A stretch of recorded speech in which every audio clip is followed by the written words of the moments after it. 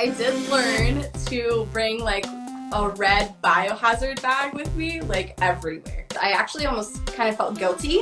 Obviously, like being pregnant is a huge blessing, but I'd be lying if I said there were instances where I actually felt guilty for being pregnant just because of the impact it was going to have on my team. But I think also some women feel fear of actually telling the people that they work with that they're pregnant. Hey there, my name's Ashley Church. And I'm Erin West. We were once newly promoted crime scene and latent print supervisors on mutual struggle buses as we both simultaneously tried to navigate through the challenges within our forensic units. Now we run a business where we create tools and resources that we wish we had had to make these transitions easier. We like to talk about the experiences we've had in the forensic field, the good, the bad, and the ugly, in the hopes to create awareness around these issues and move the needle forward to create positive change in the forensic community. So if you're a forensic professional, regardless of your years of experience, who's not afraid to dive into real, raw, and sometimes uncomfortable topics, you're in the right place. This is the Forensics Unfiltered podcast. Welcome to episode 2 of Taboo Topics. We will be talking about being pregnant as a CSI. Part of what we're going to discuss is obviously the perspective of someone actually being pregnant, right? And also the perspective of someone working on a team with someone else that's pregnant. So you could be male or female in that scenario. And at the very end, I think what's going to be even more valuable to talk about is rights as a pregnant person and what that means if you're in a supervisory position or if you're like more advanced on the chain of command. What do you want to make sure that you implement in your policies and your treatment towards a pregnant person so you don't find yourself in a lawsuit?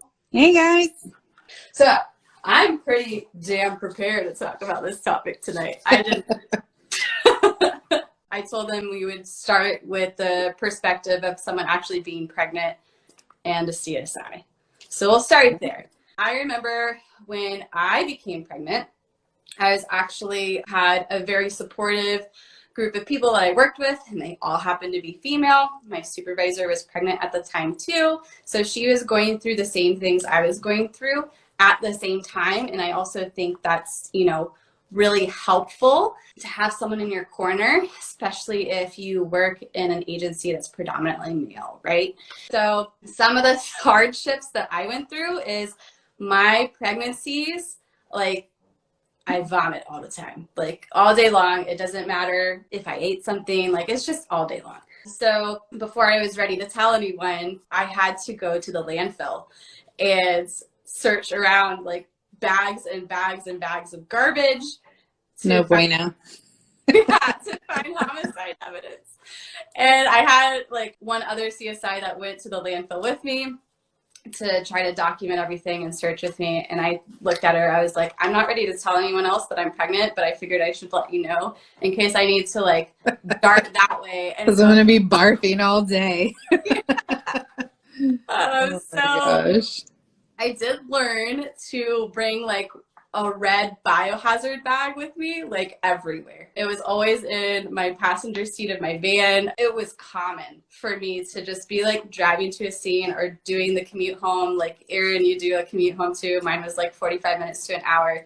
And I would just like grab my bag and keep driving. I know that's, probably not the safest thing to do, but it happens. So that was hard. And there was stuff that would never have made me even wince or gag that all of a sudden, like I remember going on a death investigation and this woman, presumably she actually like committed suicide in a pool. She like drowned herself, which is interesting. But that's a horrible way to go. Yeah, like that's some willpower. Yeah. But she defecated in the pool and like I was just zooming in with my camera to take a photo of the feces down at the bottom, and that made me throw up. So, that's just something that you could go through. It would have been really interesting this last pregnancy. I wasn't a CSI, I've been up here in South Carolina for a couple of years. So my last pregnancy, I wasn't working, but I had a lot of vertigo. So I don't know how well I would have been able to work as much as I did in my last pregnancy with like just feeling dizzy all the time. Something that's different for every pregnant person. It's just based on her own abilities and, you know, whether or not she has clearance by her doctor, if she has gestational diabetes or not. Like, I worked through my entire pregnancy. Like, I was still going on calls at like 40 weeks pregnant. Now, I did like dial it back. Like, I didn't go on as many calls. I didn't put myself like on call, doing the on-call shifts as often. There was a point where I stopped that, but I did work through the entire thing. So something that was really interesting, and I don't know if it was just an internal thing, like it was something that an internal dialogue that I was playing in my own head, or if it was because of the way I saw other pregnant people get treated at other agencies, not necessarily this one, was I actually almost kind of felt guilty because I was putting my coworkers in a situation where they're going to have to pick up more calls and more casework and be on call more often. It was just like an interesting dynamic. Obviously, like, being pregnant is a huge blessing, but I'd be lying if I said there were instances where I actually felt guilty for being pregnant just because of the impact it was going to have on my team. Well, I think not even only, I mean, I have not been pregnant as a CSI, but I think not only guilt, you know, I think some people do feel guilt that they are working really hard and they have to dial it back and lean on their team during this period of time. But I think also some women feel fear of actually telling the people that they work with that they're pregnant. So I definitely worked with people that were hiding their pregnancies and not wanting to tell people that they were pregnant because they were so fearful about like the repercussions of being pregnant, which really is kind of crazy because it's like, it's just a regular common thing. It happens all the time. And like, I know we've talked a lot about where we are, you know, we're mostly civilian and mostly female. Like, I have worked in almost entirely female units my entire career. So somebody being pregnant, like if someone's not pregnant right now, someone's going to be pregnant soon. It's just part of, it's just part of the culture that we're in. And it's not that big of a deal. Like everybody, all the staff members, all the pregnant women, everybody has survived somebody being pregnant. Like, it's totally going to be fine. So I don't know why we make it such a big deal. Yeah, it's definitely temporary. And like, kind of piggybacking off of that too, like on the guilt train, right? I think more times than not, people push themselves past their limits when they're pregnant because they feel guilty that they can't take on more, right? So I think there's definitely situations, possibly like while I was pregnant, where, you know, maybe I shouldn't have gone too hard on that scene, or maybe I should have taken more breaks. But, you know, I wanted to keep on. Were just seeing, she was super preggers, and we called it the scene we jokingly referred to as the OK Corral, because like basically there were like hundreds of rounds. And so she's super pregnant out there working, or was that after you just had the baby? That was Heather. Was it? The OK Corral one. Yeah, that was when Heather. she was pregnant? Yeah, she was out there. And somebody out there was pregnant, and it was like hundreds and hundreds of rounds. It's like the Florida heat, and they're out there for like forever. And whoever it was, if it was Heather, I mean, they were out there the whole time with everybody else. And it's maybe not entirely necessary at that point in your life, you know? Exactly. It's fine to take a break. Take a damn break. Yes. It's hard about doing that in general. Like, there's people that are not pregnant that push themselves past their limitations. Like, take a damn break. But I feel like, at least when I was pregnant, I felt like I probably pushed myself past my limitations more often. Probably because I was also naive. It was my first pregnancy. I'm like, oh, I could totally keep doing this. And you become fatigued and winded really easily. And the Florida heat can add an interesting element onto that as well. So some people asked, were you still processing items with black powder and dicing? So yes, I felt comfortable. I did like amp up the PPE a little bit more. You know, any chemical, I know there are agencies out here or people that, you know, want to process their stuff quickly and they don't use the fume hood. So I was very like particular about making sure the fume hood was working at its maximum capacity, so I wasn't failing. Even PPE in general. I mean, there's agencies out there that, I mean, sometimes our girls even do it where they're, you know, they won't wear their lab coat and stuff like that. Like a lot of the chemicals that we have shouldn't even touch your skin. So amping up the PPE is big. We definitely had in the FBI lab that I worked at, we had huge super glue chambers that you could actually walk into, like multiple people could stand in them. They were so large.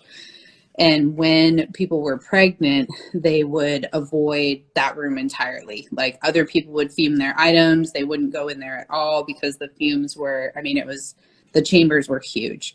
So like avoiding things like that, or, you know, having a teammate help you out if they can or whatever.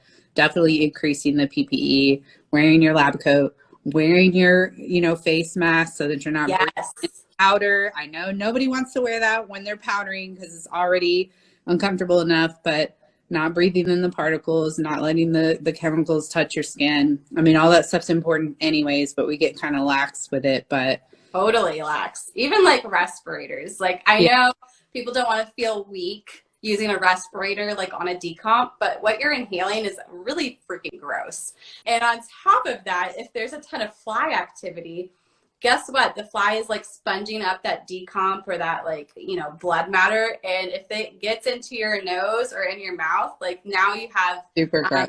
Exposure to like bloodborne pathogens and shit. So yeah, I was really careful, like amping up my PPE even more than I would have if I wasn't pregnant.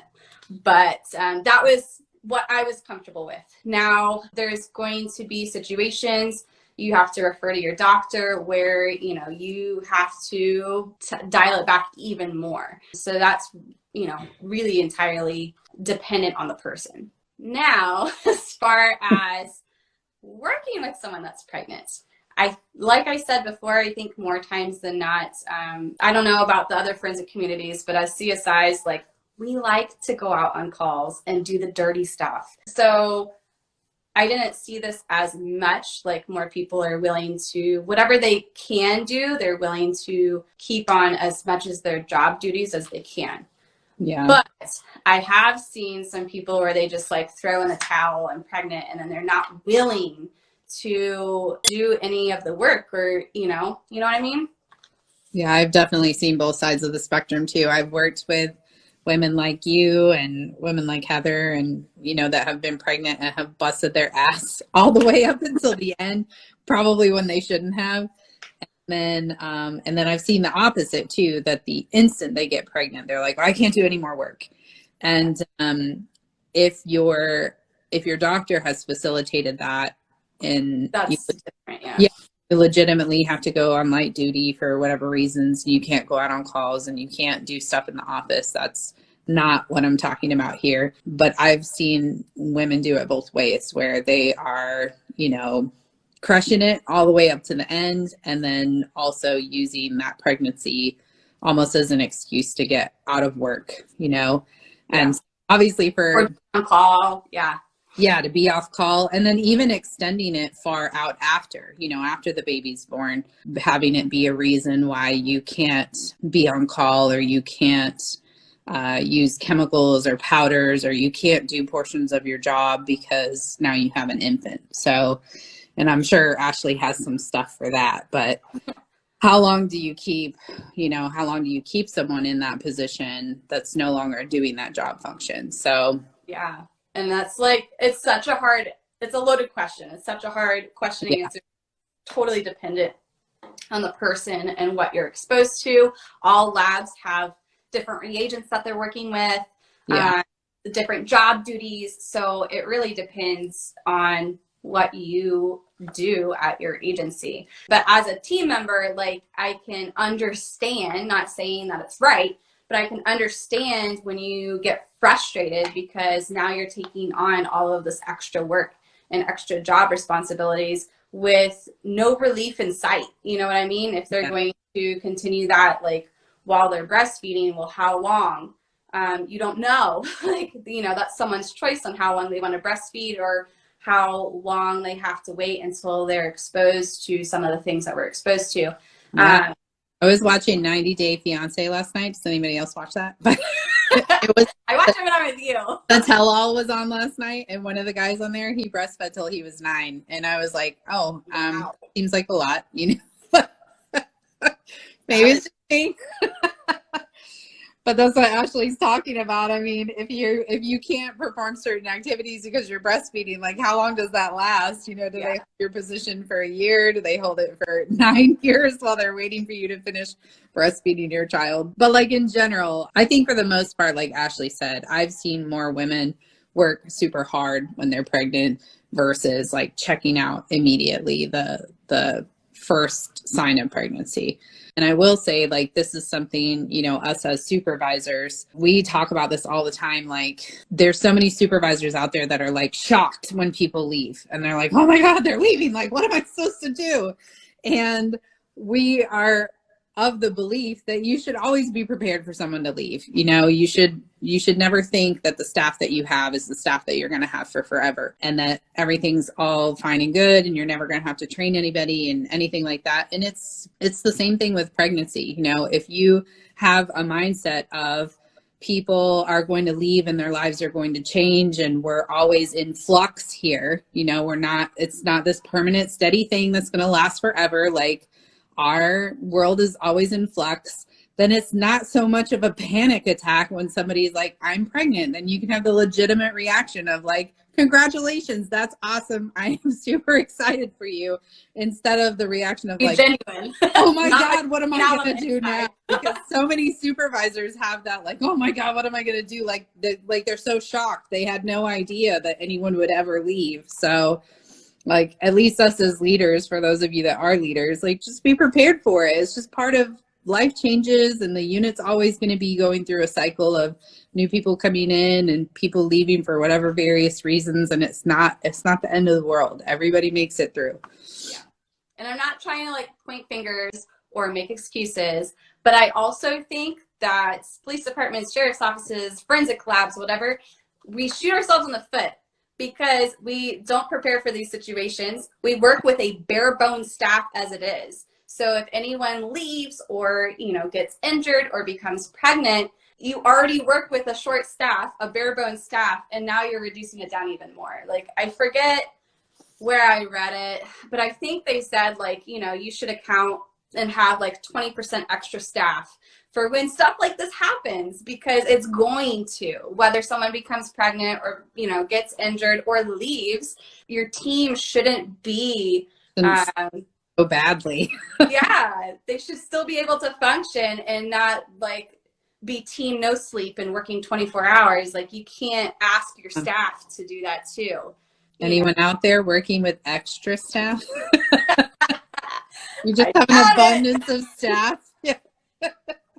Yeah, not us either. But I mean, like, I feel like patrol does it a little bit more. Like, there's a little bit more fluff room. Like, if they were down a person or two, like, they can make do, you know? Whereas I feel like forensic units, it's like sink or swim. You're going to freaking struggle. Sorry. You know? I feel like we kind of do it to ourselves because, I mean, gosh, how many agencies do we know where there's just like 1 or 2 people or maybe 3 people? And it's like, those people are working their asses off. And if anyone becomes pregnant, like, it's just part of life. Like, be prepared for it. And don't be reactive, be proactive.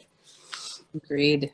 Continuing that note, like, as far as my experience goes, it is also difficult when you come back from maternity leave. I was also very fortunate to be in a situation where I had my own office. So whenever I had to pump, which is very often at the beginning, you know, I can close my door and have privacy. Most people do not have that luxury. In fact, there are agencies out there that don't have a designated room for nursing mothers. So I think that's something that, like, get on that, because I don't think it's going to be as acceptable anymore. But Yeah. I do know situations where pregnant women had to, like, go in their vans and pump, or, you know, if they didn't want to go outside and sit in a really hot car to pump, they tried to pump at their desk, and then they would get in trouble, which I understand that too. Like, maybe you're uncomfortable around someone else that's pumping, or maybe it's a distraction because those pumps are really loud. But it's something that I don't think a lot of agencies are prepared for either. Like, what happens when you come back and you're breastfeeding or pumping or whatever? Or even in the CSIs, you know, the women are doing that on scene too. I mean, Yes. they're doing it in their vehicles on scenes. Yeah. So just a little, like, if they have to take a break every so often to go and do that, I mean, just understanding they have to pump. Like, the women have to pump. Otherwise, they're, like, in pain. Yeah. You get engorged and it's super painful. And oh my gosh, there's a couple of situations where, like, I forgot the car adapter or certain parts to my pump. And I'm like, what am I going to do? Past, like, just it being painful, you can also get really bad infections if you don't pump. So it's a necessity. It's not because these people are trying to freeload and take more breaks than they should. It's like they have to do it. Someone says, been there, done that several times. Yes. And it can be awkward. Like, also, you know, you have to be prepared with some type of cover, or, you know, I would let the detectives or deputies know, like, hey, I'm going to my car. Just, like, you know, Don't come over here. Don't come over here. Text me if you need anything. But some people maybe aren't as comfortable announcing that. So just know that that's something that they could be going through as well. Something that we also talk about in our supervision course is protected classes, because it is super important for you if you're going to be a leader in your unit, or if you plan to become pregnant or are pregnant right now, it is super important to know your rights. So just like race, age, sex, like, all of those are protected classes. Pregnant women are protected class too, and they have certain rights. So this is actually from the Equal Employment Opportunity Commission, and it states that under this Discrimination Act, it forbids discrimination when it comes to any aspect of employment, including hiring, firing, pay, job assignments, promotions, layoffs, training, fringe and benefits such as leave and health insurance, and any term or condition of employment. Interesting story for this one. So whenever I was pregnant, I actually got promoted to supervisor. So I was a crime scene investigator first. The supervisor spot became open, and I was promoted to supervisor. And I had been doing the job functions of a supervisor and a CSI, to be honest, for months. And I was waiting on the promotion ceremony, and I don't have any proof. It's just a rumor, but I did hear they were considering delaying my promotion until after I come back from maternity leave, because they didn't want to pay me the extra money. Or to make sure you came back. Or to make sure. But regardless, if that would have been offered to anyone if they were not pregnant, you know, we're going to give you this promotion after X amount of months, and they wouldn't have delayed it, then as a pregnant woman, I have that right too. If they would have delayed it, thankfully they didn't, but if they would have delayed it, I probably would have had good ground to stand on for contacting a lawyer. So that's super important to understand. Mm-hmm. So under this act, it says that pregnant people or pregnant women must be treated the same way as they treat other temporarily disabled employees. So anyone, if it's on the job injury, if they're having a surgery, if you offer them certain things, then you are legally obligated to offer that to a pregnant person. Now, if there's certain things that you deny someone that's maybe on light duty, like if you're on light duty and you don't have the privilege to, I don't know, select your job duties, like maybe like you have no choice in the matter of what assignment you get, or, you know, if there's certain things like scheduling, if you're going to offer that to someone that's on light duty or not offer it, then you have to treat the pregnant person the same way. That's something to note. If just make some observations of how your agency accommodates other people that become injured or are temporarily disabled. And also look, you probably have some type of light duty policy. So look at that. If you don't have a pregnancy policy, which we'll talk about in a little bit, look at your light duty policy, and your agency should be treating you the same. Mm-hmm. I'm talking HR department too, because even if you're not pregnant right now, if you're planning on getting pregnant, some of your agencies might have a light duty policy, and, you know, pregnancy might fall under light duty, but you might be perfectly fine and not want to go on light duty and want to work your shift, your normal shift, and do your normal job for as long as you possibly can until it gets to a point where you're like, okay, I can't anymore. And so, you know, if you work with your HR department, maybe you can avoid being considered somebody that's a light duty person until it's time to be light duty, as long as they have, you know, a doctor's note saying that you can perform the job functions, and you should be good to go. Because I think that's the thing for some women too, is that they love their job and they don't want to give up doing what they're doing for 9 months just because they've become pregnant when they feel fine, doing fine, you know? I think that's like definitely a situation where agencies have become more reactive. They're like, oh my God, they're pregnant. We're just going to like, they're automatically off duty or light duty. I mean, there's like pregnant Olympians now. Running like marathons and shit. Yes, right. Marathons. Crazy. It's fine. Women have done it for forever. They're fine. Yeah, I agree. Something else that's also really interesting is impairments resulting from pregnancy, such as gestational diabetes or preeclampsia, may be disabilities under the ADA, so the Americans with Disability Act, in which case your agency is required under that act to provide you reasonable accommodations if it's not an undue hardship onto that agency. So we talk about this in our supervision class too. Undue hardship is going to be defined differently depending on what resources and accommodation a specific agency or lab is able to accommodate. So the bigger labs, going to come down to your size. Yeah. Going to come down to the size of your agency. If you work for a teeny tiny agency, it will likely cause them undue hardship to give you whatever extras you need to do the job. If you work for a large agency, it should be a lot easier for them to accommodate you. And just know, like, I know some people are very private, you know, they don't want a lot of their medical information to be out there and their employers have access to it. However, if someone that's temporarily disabled or injured is required to submit a doctor's note stating their concerns for their ability to work or to be able to grant leave or sick benefits, then you are also required to submit a doctor's note as well. So just be aware of that. And then FMLA. So someone brought this up in my messages before as well. That's going to be dependent on the state that you're in and your agency. So definitely talk to your HR department about that.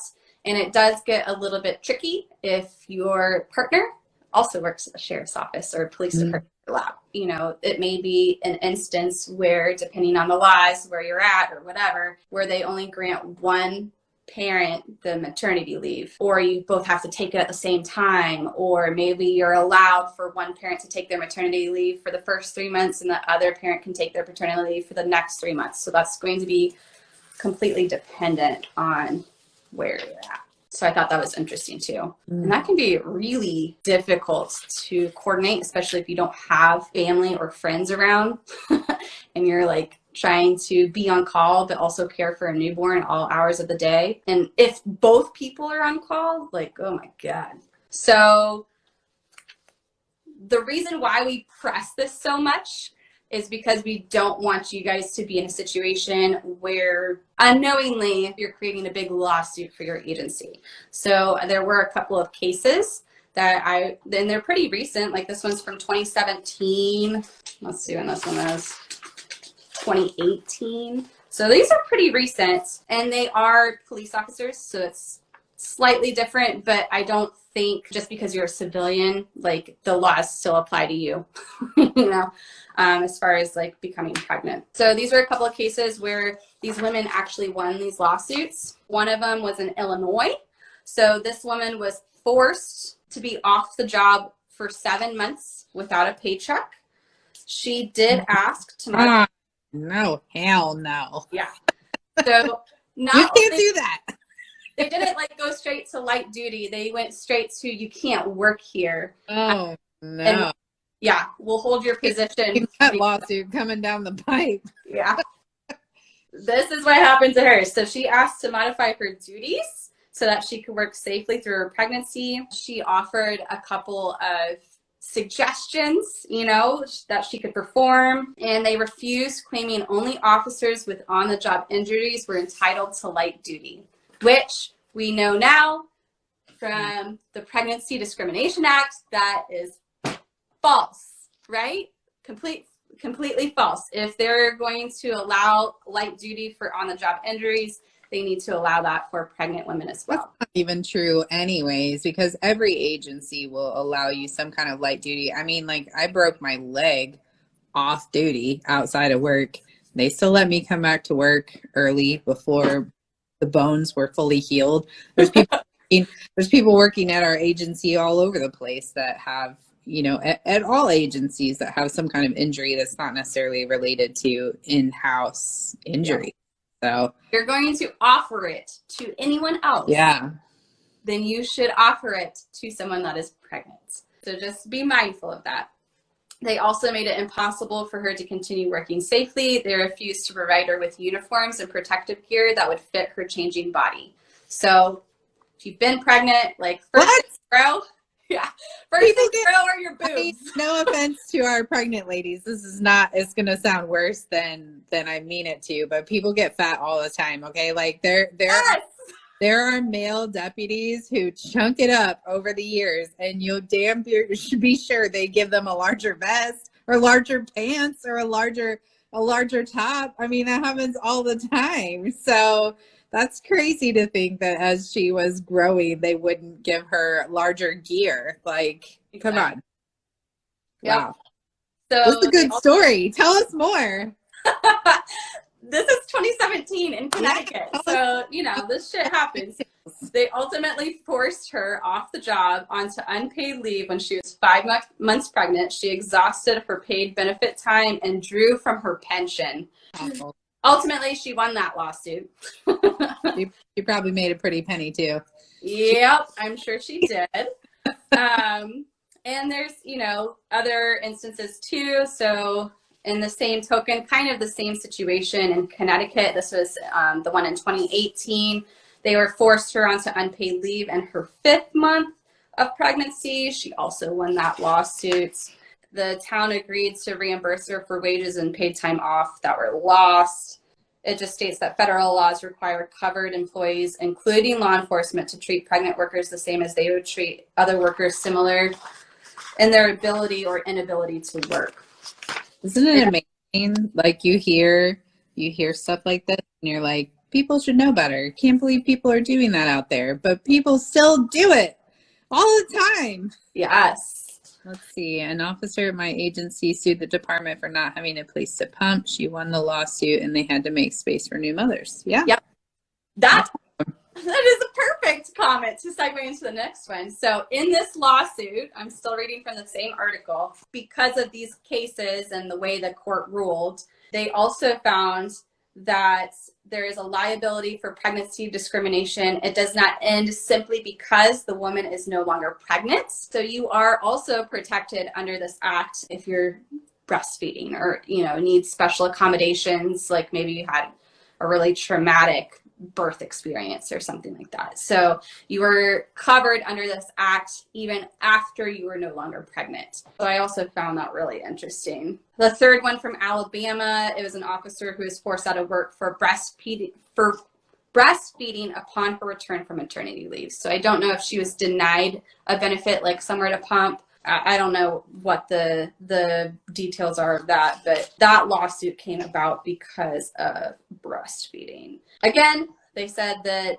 pregnant women are required to receive the same benefits, including policies offering temporary light duty as non-pregnant colleagues who are similar in their ability or inabilities to work. These rights apply regardless of how those colleagues came to need light duty. So they can't have preferential treatment, you know, based on how they started their light duty. So I thought that was really interesting. Isn't that crazy? It is And great. that was 2017, 2018, like that's recent. You'd think agencies would be smarter than that by now. Be like, we probably shouldn't be doing this, but clearly they still do. Yeah. So this was written in 2011. It's from Police One magazine. It's called What Do You Do with a Pregnant Cop? So to offer some solutions for you. You really should have, according to this, a pregnancy policy. So I know a lot of agencies have a maternity policy, but do you have a pregnancy policy? Something she also suggests is that pregnant people should be included in this conversation of what this policy is going to entail. I don't know if you guys have ever worked in a unit where they started changing your policies, like your procedures in the forensic world, and the people that were making these policies have never worked in forensics. So it like jacked up your stuff, right? There's policies that probably don't make any sense or that limit you to be able to do your job. So same thing with a pregnancy policy. It shouldn't just be created and enforced based off of someone's perception that has never been pregnant before. I thought that was interesting. Do you know if your agency has a pregnancy policy? I don't think so. I don't think a specific pregnancy policy, no. Okay. And they did make a distinction that a maternity policy is not a pregnancy policy. Don't try to lump it all into one. That doesn't work either. That's not clear enough. I think that's pretty much it. Just keeping in mind, like, basically, if you don't have a pregnancy policy, you may fall under your light duty policy. And they also said for the pregnant people to, you know, just be a little bit humble, right? So if they are going to accommodate you and give you a light duty assignment, sometimes you don't have a choice in the matter of what you do. Yeah. And they're not obligated to, like, give you preferential treatment on your light duty assignment either. Yeah. You'll be doing like whatever filing somebody in the agency's got to do. Yeah. Like whatever that kind of work is, that's what you'll be doing. But at least they're giving you the opportunity to do that. That's pretty much all I have, unless you have anything else to add, Erin. Nope. Any other questions from you guys? Any other things you want to share? Maybe experiences that you've gone through? If you are having issues or have questions, like reach out to your human resources department and they will probably be able to direct you on your own agency or your own state laws better than we can. So Definitely. But we're always here for support. So next week we will be talking about pay for forensic professionals. And all things encompassing that. Oh gosh, it's such a large topic. Maybe it might be a two-parter. We'll see how we might have to two-part it. So all right, guys. Well, thanks for joining us, and we'll see you on here next Tuesday. All right. Have a great night. Bye. Thank you so much for being here and listening to Forensics Unfiltered. If you liked this episode, would you do us a favor and leave a review letting us know specifically what you liked about this topic?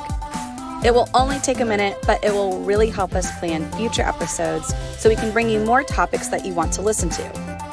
We'll be sure to provide any links from today's episode in our show notes on our website. Head to www.gapscience.com.